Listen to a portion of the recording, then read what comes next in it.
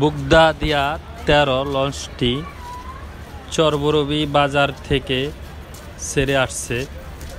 এটি চরবরবী বাজার, হাইমচর, তেলের মোড়, কাটাখালী এবং চাঁদপুর হয়ে ঢাকা আসলো। এটি এখন ঘাটে ভিড়তে আছে। দেখেন বিশাল বড় জাহাজ। এই লঞ্চটি চরবরবী বাজার থেকে ৮টা বাজে ছেড়ে ঢাকায় ৩টা বাজে পৌঁছালো। অনেক যাত্রী লঞ্চে।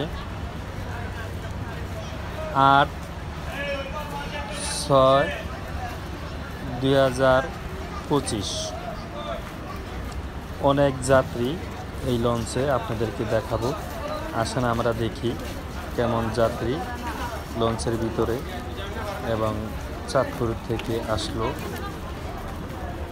আমরা এখন লঞ্চের ভিতরে ঢুকে পড়লাম।